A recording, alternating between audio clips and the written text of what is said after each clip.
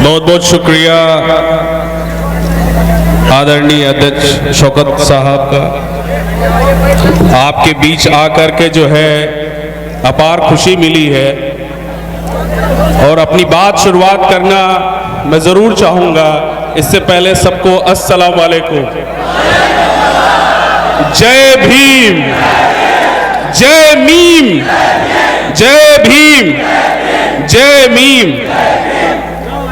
भारत देश ही नहीं, इस विश्व का विशालतम और महानतम संविधान बनाने वाले बाबा साहब डॉक्टर भीमराव अंबेडकर को नमन करता हूं।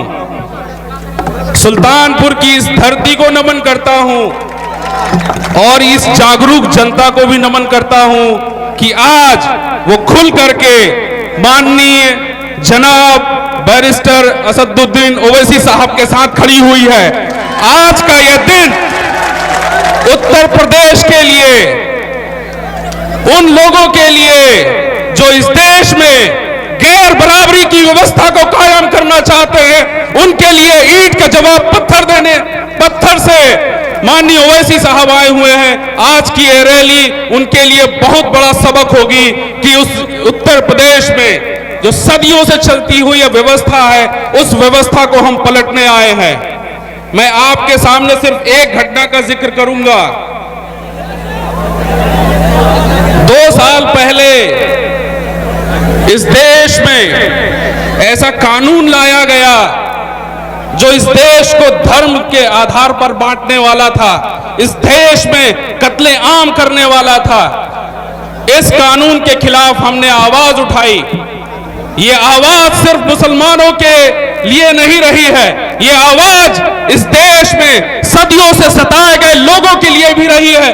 मेरा जन्म उस समाज में हुआ है जिसमें इन गैर बराबरी की व्यवस्था वालों ने हमारे समाज को जानवरों से भी बदतर जिंदगी जीने के लिए मजबूर किया। मेरा जन्म उस समाज में हुआ है जिसे पानी, रोटी और कपड़े से दूर रखा गया है। मैं समझ सकता हूं कि इस देश में जो गैर बराबरी की व्यवस्था को कायम करने वाले लोग हैं, जो इस देश में धर्म के आधार पर बांटने के काम कर रहे हैं, हमने अपने महापुरुषों से और खुद से भी सीखा है कि दर्द क्या होता है जब कोई कहता है कि आप इस देश के नहीं हैं।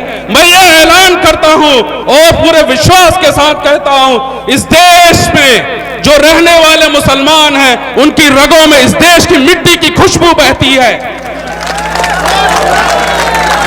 अगर कोई ये कहता है कि इस देश में मुसलमान जो रह रहा है इस देश का नहीं है, तो मैं ये बता देना चाहता हूं कि जो कह रहे हैं वो भी अपनी व्यवस्था देख ले कि वो कहां के रहने वाले थे।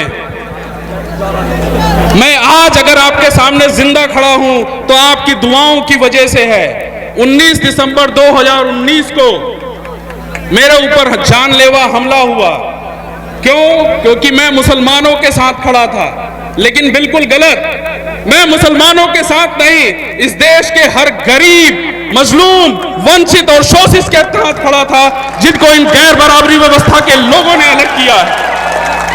अभी शायद बहुत सारे लोगों को पता नहीं है, जो ये काला कानून लेके आए थे, ये काला कानून सिर्फ मुसलमानों के खिलाफ ही नहीं था, ये काला कानून इस देश में रहने वाले मूल निवासियों के खिलाफ था। ये काला कानून जिसको जानवरों से भी बदतर जिंदगी जीने के मजबूर किया गया, उनके खिलाफ था।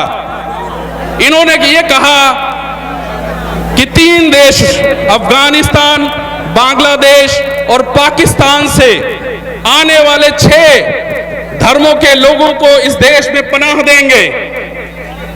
लेकिन मैं पूछना चाहता हूं कि जो लोग इन देशों से आएंगे, उनको जमीनें कहां देंगे, उनको पढ़ने के लिए कहां स्कूल खोलेंगे, उनकी एजुकेशन, उनके एम्प्लॉयमेंट, उनके रोजगार और उनके स्वास्थ्य की व्यवस्था कहां करेंगे।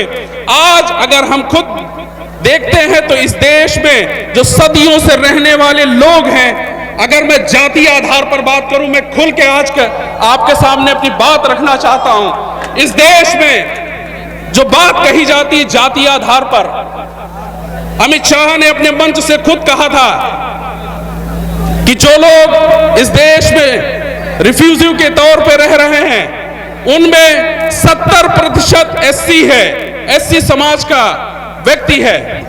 तो जो लोग इस देश में आएंगे उनकी शिक्षा का क्या समाधान होगा, उनके रोजगार के लिए क्या समाधान होगा, उनके स्वास्थ्य के लिए क्या समाधान होगा, क्योंकि जो लोग इस देश में सदियों से रह रहे हैं आज भी शिक्षा, रोजगार और स्वास्थ्य से वंचित किए गए हैं। यह साजिशों के तहत हुआ है। दो घटनाएं मैं आपके सामने रखना जरूर चाहूंगा। 2 मिनट से हम अपनी बात रखें। 2 घटनाएं सिर्फ आपके सामने रखना चाहेंगे। जो लोग इस देश में काला कानून लेके आए हैं उनका कहना है कि इन देशों में मुसलमानों के द्वारा एससी समाज के लोगों को, बीसी समाज के लोगों को प्रताड़ित किया जाता है। तो 2 घटनाओं का जिक्र जरूर करना चाहूंगा। गुजरात के ऊना में 4 चमारों को नंगा करके मारा गया था। क्या वो अफगानिस्तान से आए थे? क्या वो पाकिस्तान से आए थे? क्या वो बांग्लादेश के आए थे? वो इसी देश के रहने वाले लोग थे। कौन से लोग उन लोगों के साथ जो है अत्याचार कर रहे थे? ये सारी चीजें आप लोग, बहुत बहुत शुक्रिया मैं कहना चाहता हूं कि आपने हमें समय दिया और इन भावना को व्यक्त करने का भी अवसर दिया कि इस प्रदेश में नई ऊर्जा आई है। नई ऊर्जा के साथ इस देश में नहीं, सबसे पहले हम प्रदेश की शुरुआत करना चाहते हैं। इस प्रदेश में नया बदलाव होगा। माननीय ओवैसी साहब के नेतृत्व में हम लोग जो है आगे बढ़ेंगे और प्रदेश की कायाकल्प करने का काम करेंगे। बहुत बहुत धन्यवाद। एक बार फिर से आदाब। जय भीम।